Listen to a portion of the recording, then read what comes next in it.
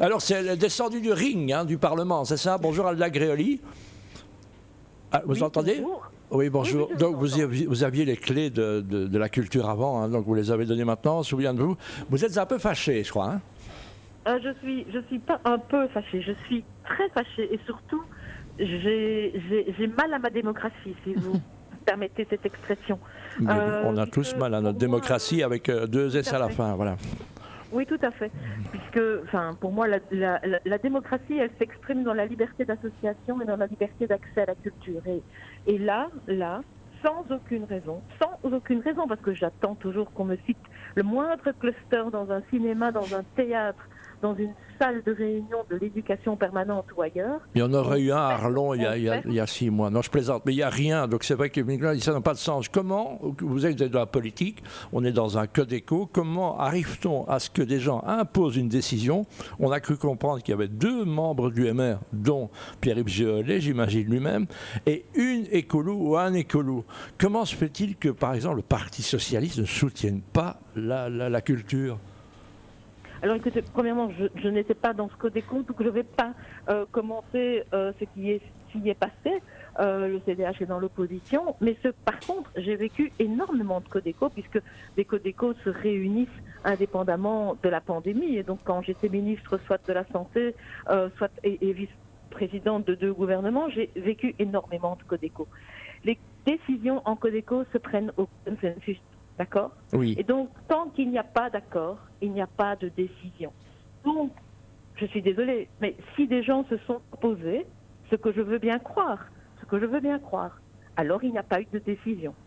Et comment ça se passe? Les partis politiques arrivent avec leurs idées, qu'on met sur la table une idée, mais le citoyen, le comédien, il est où dans la discussion en fait? Donc, en fait, les partis politiques n'arrivent pas, ce sont les gouvernements qui viennent avec des positions. Bon, mais enfin, on est quand même d'accord que le lundi matin, on va chercher au bureau du parti la ligne et la feuille de route, ou je me trompe? Non, pas toujours. Ah, pas toujours. Ça se fait évidemment, et de toute façon, il y a des positions de gouvernement. Donc, on va peut-être discuter évidemment parti par parti le lundi matin, mais il y a des gouvernements, et ce sont des positions de gouvernement qui sont défendues dans les Codeco. Soyons bien clairs, les gouvernements sont solidaires et ne forment qu'un entre eux, si j'ose dire. Et donc, à partir du moment où une personne s'exprime en Codeco pour dire c'est non, eh ben c'est non. Et point. Le Codeco. Et comment est-ce qu'on explique alors que et comment est-ce qu'une décision comme hier qui n'est pas... Je ne m'explique pas. Donc ça veut dire que si la décision a été prise, pour finir, il y a eu un accord. D'accord? Voilà. Donc il y a peut-être eu beaucoup de bagarres, mais à la fin, il y a eu un accord. Autrement, il n'y aurait pas eu de décision du Codeco. Et vous avez interpellé les gouvernements maintenant, j'imagine, vous sortez d'un hémicycle. Oui, et alors, qu'est-ce qu'on vous dit?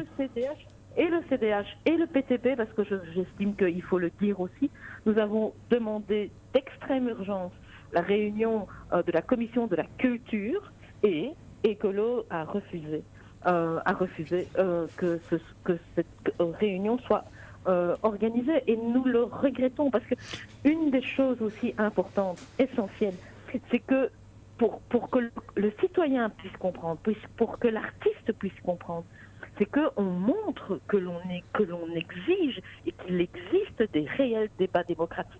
Et les débats démocratiques, ils se font au Parlement.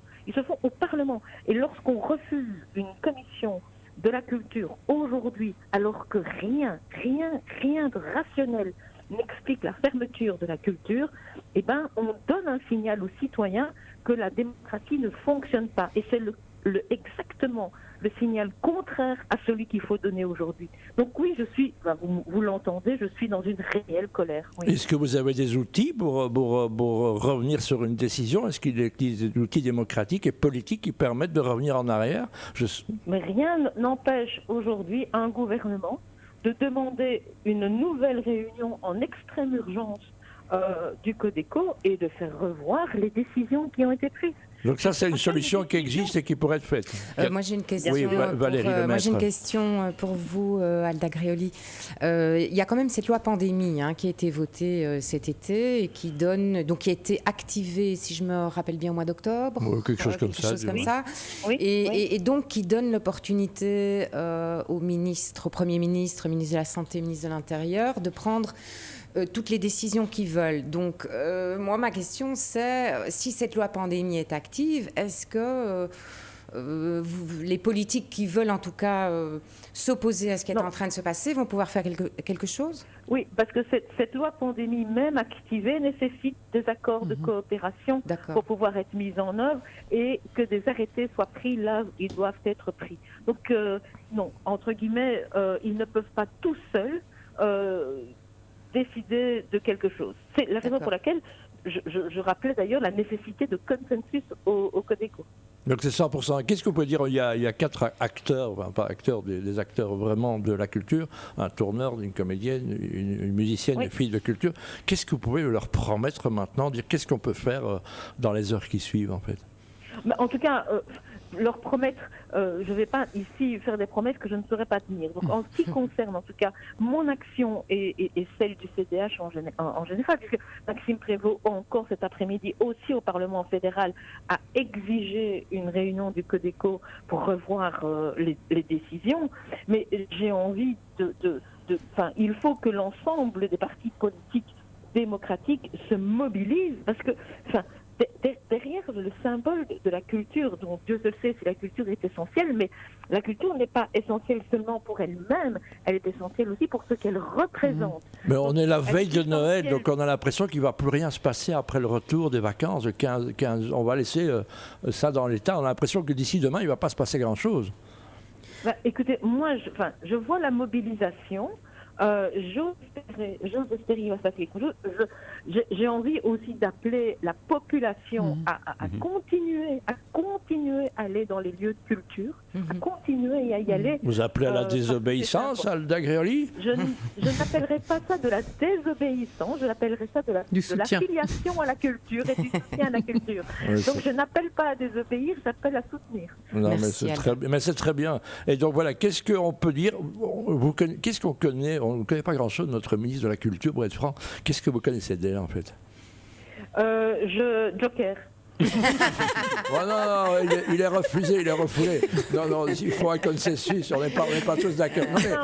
Qu'est-ce qu'on peut faire auprès de cette femme qui a l'air imperméable à toute discussion? Mais écoutez, le gros problème, mais voilà, ici, moi j'ai toujours dit que je ne serais pas la belle-mère de ma successeur. Donc, ou successrice, c'est comme vous voulez. Successeuse, ça marche aussi. Oui, successeuse, ça marche aussi. Je ne serais pas sa belle-mère, mais j'avoue que je ne comprends pas. Je ne comprends pas. Moi, à sa place, je n'attendais même pas que l'opposition le demande. Je convoquais aujourd'hui une commission en extrême urgence. Je montrais que le débat se fait au Parlement et je montrais que, allez, avec l'ensemble des partis au Parlement, je me mobilise aux côtés du secteur. J'aurais fait ça parce que ça réconcilie la démarche démocratique et la démarche volontaire d'un ministre et la juste démarche du secteur. Donc je ne comprends pas qu'elle ne le fasse pas. Oui. Et je vous avoue que je le comprends encore moins que, comme d'habitude, elle nous sort un message où elle dit « c'est pas moi, c'est les autres ». Ce sont les autres. Moi, j'aurais bien voulu, mais j'ai pas pu. Écoutez, franchement... Je vais donner la parole à Pauline du club. Pardon, il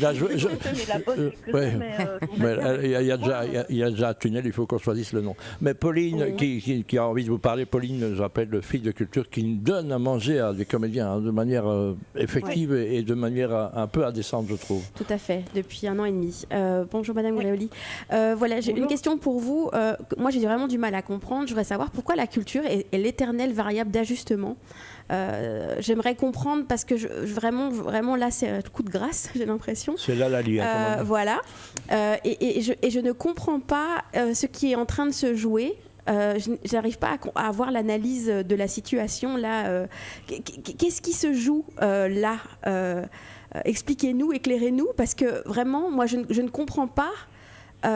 Pourquoi la culture est encore en fait, ce sont des comédiens qui ont envie d'avoir le texte du spectacle dans lequel ils vont devoir jouer, malheureusement. Mais voilà, si vous avez une réponse après, voilà. Allez-y. Oui, mais écoutez, en fait, je comprends votre sentiment que c'est la culture qui est la variable d'ajustement. Moi, je pense que, et ici, franchement, ne comptez pas sur moi pour défendre le ministre de la Santé actuel du fédéral, M. Van den Broek, mais je vais juste vous donner ma lecture de son fil, de son chemin de réflexion, d'accord? D'accord, avec grand plaisir. Ça ne veut pas dire que je partage la moindre chose, hein, d'accord? D'accord. Bon, il est connu pour comment que je vais dire, pour son intelligence remarquable, mais si quand vous n'êtes pas d'accord avec lui, il vous réexplique, d'accord? Donc ce qui veut dire qu'en fait, si vous n'êtes pas d'accord avec lui, c'est que vous n'avez pas compris. D'accord. Donc ça vous laisse déjà voilà, ça c'est une première chose. Deuxième chose, tout aussi importante. Ce n'est pas la culture pour la culture, à mon avis, qu'il combat. Il combat, à mon avis, le fait de dire que l'on peut faire des rassemblements. Et donc, le théâtre est un lieu de rassemblement. Mais les supermarchés aussi. Oui, tout à fait. Mais, la culture, et c'est très bien comme ça, apparaît comme un lieu de rassemblement collectif. Alors qu'un marché apparaît comme un lieu de rassemblement d'individus qui s'y promènent. Je suis désolée, mais on est dans l'ordre du symbole. Et donc... Du détail, du subtil. Bon, les spectateurs seraient prêts à marcher dans la salle pour regarder un spectacle, vous savez, maintenant. Non, mais... mais c'est intéressant. Oui, c'est vrai. Ouais. Mais ce que j'essaie simplement de vous donner ma lecture de son analyse psychologique. Maintenant... pour moi, ça n'a ni queue ni tête, hein. Mais voilà, parce que quand vous êtes dans un spectacle, comme vous venez de dire, vous êtes assis. Dans un marché, vous circulez. Dans un marché, vous enlevez votre masque pour manger, surtout quand c'est un marché de Noël, etc. Donc, ça n'a aucun sens. Est-ce que vous avez l'impression que du coup, effectivement, c'est une méconnaissance du fonctionnement, en fait, ou bien c'est simplement une vision qui est celle que vous venez de décrire? Je pense que, je ne sais pas si c'est difficile, le ministre Van den Broek va ou ne va pas, je vous avoue, au théâtre, mais par contre, je pense que pour moi, c'est vraiment une vision d'envoyer des symboles à la population, quoi. Rappelez-vous, depuis le début, il nous prend des images comme si nous étions des petits-enfants. Il y a d'ailleurs un problème de communication majeur, d'ailleurs. Avec une petite chemise brune qui en dit long aussi. Hein. Donc il y a cette petite chemise brune qui n'a plus jamais osé mettre, mais ça reste important, c'est un symbole important. Oui. Merci. Vous remontez sur le ring là, au Parlement ou c'est fini là? C'est fini le bagarre.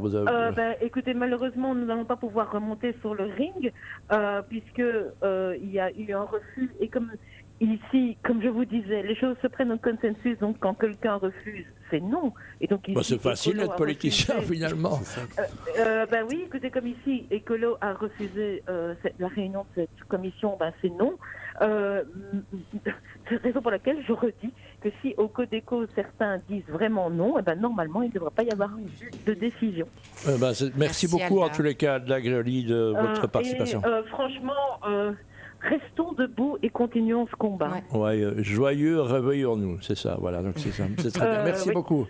C'est très bien. Voilà, merci beaucoup, Anna. Merci. Au revoir. Au revoir. On va se quitter avec un peu de musique et on va appeler Frédéric Jung. Qui est Frédéric Jung? C'est le président de la SACD, donc il défend les droits d'auteur, c'est ça? Il est secrétaire général de la SCAM, de la SCAM et SACD. Voilà, de la SACD, voilà. Donc c'est pour ça qu'il faut expliquer. Il n'y a pas beaucoup de voyelles dans vos associations. Donc je rappelle, la SACD SCAM, c'est la Société des auteurs des compositeurs dramatiques. L'équivalent de la SABAM, voilà, pour les musiciens. On est d'accord. Allez, à tout de suite.